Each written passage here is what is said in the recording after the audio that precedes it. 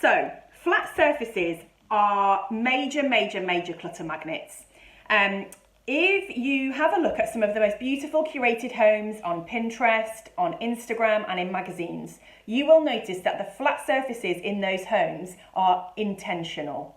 They don't have accidental clutter on them or piles of shit.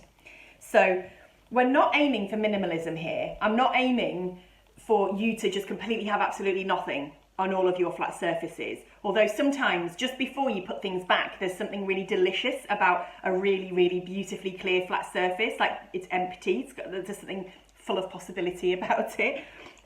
You can love colour and lots of objects, but the point of this challenge is that your flat surfaces should be intentional as much as you can within the reality of your...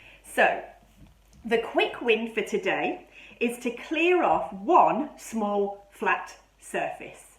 So this might be your coffee table, this might be your bedside table, this might be one shelf, one surface in your home.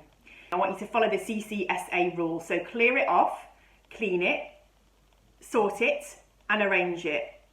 And for the sorting, you should have 2 boxes, stuff that you know needs to be donated, stuff that has a question mark to be dealt with at the end of the challenge. Okay, so if you have more time today, the task for you is to move on to more flat surfaces.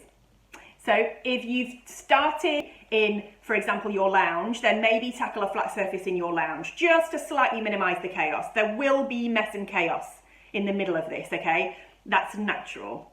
Or you might just straight away think of a flat surface in your head that needs to be dealt with. Might be your desk or your kitchen.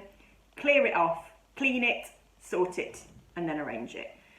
So one thing to ask yourself about your surfaces is, does this need to be on there? So if possible, and this is actually something from Marie Kondo, she recommends using your built-in storage as much as possible to store your belongings. And if your things don't fit into your built-in storage, to reduce your items so that they can fit in the built-in storage. So I don't necessarily recommend something quite so extreme, but generally I recommend, for example, in the kitchen, keeping the kitchen surfaces as clear as possible.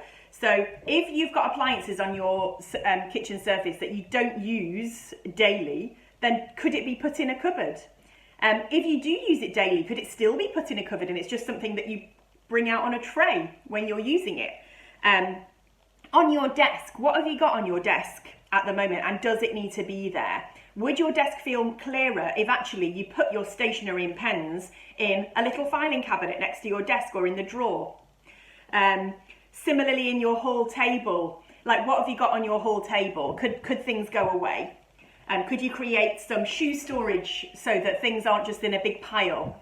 So yeah, it's just about considering what is on your flat surface and make sure that what is on your flat surface is intentional. But for today, it is just about trying to clear as many flat surfaces in your home as possible. And yes, that can include a floor space. Like you know, if you know that you've got a room where you can barely even get in there because the floor is so covered in stuff, then yes, you can, by all means. But it's the flat surfaces in our home that attract the most clutter. There's no point in having, trying to style loads and loads of things if you don't even need them in your home, like if you don't even love them. So the first job in any styling project has to be sorting through everything and making sure that the things you've got left are either things that you absolutely love or serve a purpose.